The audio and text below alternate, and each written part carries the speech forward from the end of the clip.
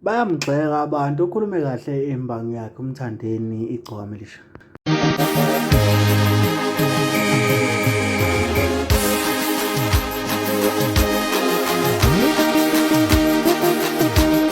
Sanibonani kuphi kuphi la kufuneka khona lo mbuso njalo manje ubuyelana-ke umathinta gcozi intombi zomqoma namahlaka abanzi baqomela imali kuthi uSgwebo sentambo ubhodlile-ke waveza-ke ukuthi le nto eyenziwa iGcokama elisha kusuke kuyidlalela kodwa-ke hhayi kusuke kakhulu nakulokhu umnqumele ugweka kanti ngaphandle kokumoshela isikhathi sakhe ukuthi ngiyafisa ukuthi ulalele uzwe ukuthi-ke uSgwebo sentambo athena amazwi akho. Ungakhohlwa-ke ukusubscribe, ushare, uphinde ucommente okhulu nakho-ke uma usubscribe ayikho imali ekuhambayo kodwa-ke suke senze ukuthi ube wena wokuqala uthola notification uma-ke sikufakela ividiyo ehamba phambili. Nayi-ke ividiyo elandelayo enabadla amadombolo yonke leyo nto leyo.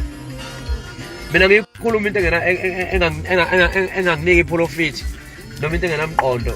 Abantu ngiyabahlonipha kakhulu. Nanokuthi nje-ke mina ngiyamazi umculi engisuke nginenkinga naye ngaleso sikhathi. Futhi kusuke kungeyona inkinga epersonal ngalowo ndlela sengingafa umuntu. Kusuke kuyinkinga nje ukuthi phela kuyadlalwa la emculweni. Njengoba nizwa nje besibiza ngey'mbuzi abanye.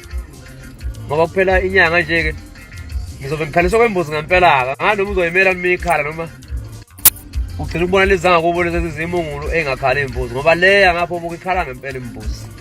Futhi ngizophinde ngibe ubaba omncane kuye ngimshayela umthetho kulesi denge ngizoyikhipha. So nje inhloso yami enkulu ukuthi nivele lapha bafowethu ileyo.